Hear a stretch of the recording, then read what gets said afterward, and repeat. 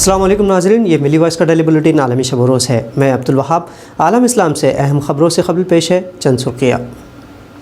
ماہ رمضان کا پوری دنیا میں استقبال، نیوزی لینڈ میں 11 گھنٹوں کا تو ناروا میں 21 گھنٹوں کا ہوگا روزہ۔ مسلم اکثریتی ملک کرغستان میں صدر کو زیادہ اختیارات دینے کے حق میں عوامی فیصلہ۔ ڈنمارک میں شامی مہاجرین کے ساتھ ناروا سلوک، حکومتی پالیسی سے خطہ یورپ میں نیا تنازعہ کھڑا ہوا۔ کینیڈا کی ڈرون ٹیکنالوجی ترکی نے آذربائیجان کو فراہم کی، ملی کاراباخ میں فتح تو کینیڈا ہوا ترکی سے ناراض۔ ایران کے جوہری توانائی کے پلانٹ پر حملہ اسرائیل کی سازش، ایران نے کہا بدلہ لیں گے۔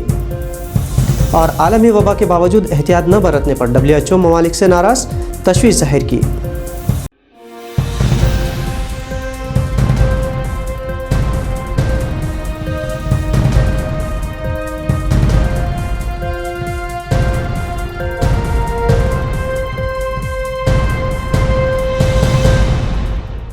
تو ناظرین، سب سے پہلی اور اہم خبر یہ کہ 13 اپریل کو رؤیت ہلال کے بعد بھارت میں بھی ماہ رمضان شروع ہو چکے ہیں، جس کی تصدیق رؤیت ہلال کمیٹی کی جانب سے کی گئی۔ پوری دنیا میں اس سال روزے 10 سے 21 گھنٹوں کے درمیان ہوں گے، جو کہ علاقائی اعتبار سے طلوع اور غروب آفتاب پر منحصر ہوتے ہیں۔ روزے کے لفظی معنی ویسے رک جانے کے ہیں، لیکن ایک روزے دار اللہ کی رضا کی خاطر کھانے پینے اور برائیوں سے رک جاتا ہے۔ اسلامی مہینہ لونار ہجری کیلنڈر پر مبنی ہوتا ہے، جس سے ہر سال ماہ رمضان گزشتہ سال کے مقابلے 10 تا 12 دن قبل شروع ہوتا ہے۔ ہر ملک کے اپنے ٹائم زون کے حساب سے طلوع و غروب آفتاب کے سبب روزے کا وقت کم زیادہ ہوتا رہتا ہے۔ سب سے کم وقت روزہ جنوبی ملک نیوزی لینڈ میں 11 گھنٹے 20 منٹ پر محیط ہوگا، جبکہ سب سے طویل 21 گھنٹوں کا روزہ ناروے میں ہوگا۔ بھارت میں اس سال روزہ 14 تا 15 گھنٹوں کے درمیان رہے گا۔ کینیڈا نے ترکی کو ڈرون ٹیکنالوجی فراہم کرنے پر پابندی عائد کر دی ہے۔ کینیڈا کی یہ پابندی ناٹو میں شامل اپنے ہم نوا ترک کے خلاف اس لیے عائد کی گئی کہ ترکی نے اس کی ڈرون ٹیکنالوجی اپنے دوست آذربائیجان کو فراہم کی، جس کے سبب آذربائیجان نے کاراباخ علاقے کو آرمینیائی ظالم فوج سے فتح کیا۔ کینیڈا کی ڈرون تکنیک میں موجود امیجنگ اور ٹارگیٹنگ ٹیکنالوجی سے کاراباخ جنگ میں آذربائیجان کو فائدہ ہوا تھا، اور اسی کے سبب آذربائیجان نے علاقے کو دوبارہ حاصل کیا تھا۔ کینیڈا میں موجود ترک سفارت خانے کی جانب سے بیان میں کہا گیا کہ ہم ناٹو اتحادیوں سے مثبت توقعات رکھتے ہیں اور امید رکھتے ہیں کہ منفی اقدامات ہمارے دو طرفہ تعلقات پر اثر انداز ہو کر ہمارے اتحاد و یکجہتی پر اثر انداز ہوں گے۔ کینیڈا نے ترکی کو ڈرون ٹیکنالوجی کی برآمد پر پابندی عائد کر دی ہے۔ ترکی آذربائیجان کو ملٹری مدد کرتا ہے، اور گزشتہ سال جبکہ کاراباخ علاقے میں آذربائیجان اور آرمینیا میں جنگ جاری تھی، اس وقت آذربائیجان کی ترکی سے ہتھیار خریدنے کی تعداد میں 6 گنا اضافہ ہوا۔ اتوار کو ایران کے نتنز ایٹمی پلانٹ پر حملہ کیا گیا تھا، جس کے بعد ایران نے اس حملے کے ذمہ دار اسرائیل کو قرار دیتے ہوئے بدلہ لینے کی ٹھان لی ہے۔ اسرائیلی حملے کے نتیجے میں ایرانی ایٹمک پلانٹ میں بجلی کا نظام متاثر ہوا ہے، جس کے بعد ادارے کے سربراہ علی اکبر نے اسے سبوتاژ کرنے اور جوہری دہشت گردی قرار دی ہے۔ ایران کے وزیر خارجہ جواد ظریف نے کہا کہ ان کا ملک نتنز کی جوہری تنصیب پر ہونے والے حملے کا انتقام لے گا، کیونکہ صرف ایک روز قبل ہی یورینیم کی افزودگی کے لیے نئے ساز و سامان کی رونمائی کی گئی تھی۔ دوسری جانب اسرائیلی میڈیا نے انٹیلیجنس ذرائع کا حوالہ دیتے ہوئے کہا کہ اسرائیل نے اس تنصیب پر سائبر حملہ کیا ہے۔ اب تک سرکاری سطح پر اسرائیل نے اس واقعے پر کوئی بیان جاری نہیں کیا ہے۔ گزشتہ دنوں اسرائیل نے ایران کے جوہری منصوبے کے حوالے سے تنبیہ جاری کی تھی۔ اتوار کو اسرائیلی وزیر اعظم بنجامن نیتن یاہو نے کہا تھا کہ ایران کی ہتھیار جمع کرنے کی کوششوں کے خلاف یہ ایک بڑا مشن ہے۔ عرب ملک لیبنان، جو کبھی اپنے بینکنگ نظام کے سبب مڈل ایسٹ کا سوئٹزرلینڈ کہا جاتا تھا، یہاں معیشت پوری طرح تباہی کے دہانے پر ہے، اور 3 ملین سے زائد آبادی سطح غربت سے نیچے زندگی گزارنے مجبور ہے۔ اقتصادی بحران کے سبب بنیادی اشیاء کی قیمتیں سال 2019 کے مقابلے 5 گنا تک بڑھ چکی ہے۔ دودھ، کھانے کا تیل، کپڑوں کی قیمتیں حکومتی رعایتوں کے باوجود آسمان کو چھو رہی ہیں۔ 70 کی دہائی میں بطور شرح مبادلہ $1 کی قیمت 3 لیرہ تھی، لیکن اب لیبنانی معیشت اتنی خستہ حالی کا شکار ہو چکی ہے کہ $1 کے مقابلے اب 1507 لیرہ ہو چکی ہے۔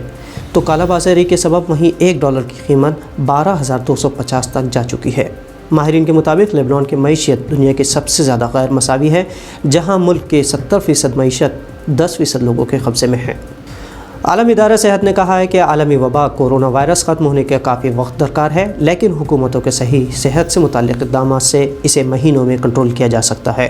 WHO ڈائریکٹر جنرل تیدروس گیبریسوس نے کہا کہ دنیا میں ایسے کئی ممالک ہیں جہاں ICU میں جگہ تک دستیاب نہیں۔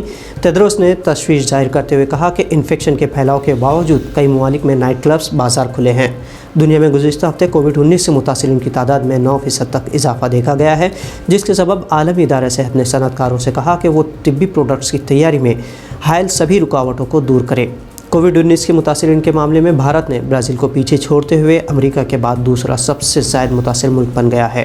حالانکہ 1.4 بلین آبادی والے بھارت میں اب تک 105 ملین آبادی کو ویکسین کی خوراک دی جا چکی ہے، اس کے باوجود کورونا کے احکامات نظر انداز کرتے ہوئے بھارت کے ہریدوار میں منعقدہ کمبھ میلہ منعقد کیا گیا، جہاں 13 لاکھ معتقدین نے حصہ لیا، اور اس 13 لاکھ معتقدین میں سے صرف 18,000 ٹیسٹ کیے گئے، جس میں سے 102 افراد کے رپورٹ پازیٹیو ملی۔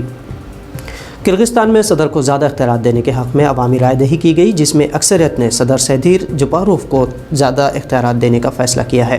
حالانکہ رائے دہی میں ووٹنگ کا تناسب 30% ہی رہا، اس کے باوجود 79% رائے دہندگان نے تبدیلی کے حق میں اپنا ووٹ دیا۔ جپاروف اور ان کے حامیوں نے اسے کرغستان کے حق میں بہتر فیصلہ قرار دیا اور کہا کہ ملک میں عدم استحکام ختم کرنے میں اس سے مدد ملے گی۔ 1991 میں سوویت یونین سے آزادی کے بعد سے کرغستان غیر مستحکم رہا ہے، جہاں جپاروف کو کئی بار جیل میں ڈالا گیا۔ 57 لاکھ کی آبادی والے اس ملک میں 80% سنی مسلم شہریان آباد ہے، اور یہاں آزادی کے بعد سے پارلیمنٹ اور صدر دونوں طرز کا سیاسی نظام رائج ہے۔ ڈنمارک نے شامی مہاجرین سے متعلق اپنی سخت پالیسی نافذ کی ہے، جس کے بعد یورپ میں نیا تنازعہ کھڑا ہو گیا ہے۔ ڈنمارک نے شامی مہاجرین کو رہائشی اختیارات کو کم کرنے کا منصوبہ بنایا ہے۔ سال 2019 میں سوشل ڈیموکریٹس تنظیم سے میٹ فریڈرکسن نے سخت پابندیاں عائد کی تھیں، جس کے سبب تعلیم اور دیگر عالمی انسانی بنیادی حقوق کے حصول میں شامی مہاجرین کو ڈنمارک میں دقتیں پیش آ رہی ہیں۔ اعداد و شمار کے مطابق ڈنمارک میں سال 2015 میں 35,000 شامی مہاجرین نے ہجرت کی تھی۔ ڈنمارک کی جانب سے نئی پالیسی کے تحت صفر مہاجرین پالیسی پر عمل کیا جا رہا ہے۔ اس کے تحت ایسے مہاجرین جو از خود اپنے ملک واپس جانا چاہتے ہیں، انہیں مدد کی جا رہی ہے۔ سال 2020 میں 137 شامی مہاجرین واپس ہو چکے ہیں۔ ڈنمارک کی یہ پالیسی چونکہ بین الاقوامی قوانین کی صریح خلاف ورزی ہے، اس سے خطہ یورپ میں ڈنمارک کے خلاف غصے کا اظہار کیا جا رہا ہے۔ تو ناظرین، یہ تھی عالم اسلام سے اہم خبریں۔ دیگر خبریں، تصحیح اور تصاویر کے لیے ملی وائس کو فیس بک، یوٹیوب سمیت دیگر سوشل میڈیا پلیٹ فارمز پر سبسکرائب اور فالو کرنا نہ بھولیں۔ عبدالوہاب کو اجازت دیجیے۔ اللہ حافظ۔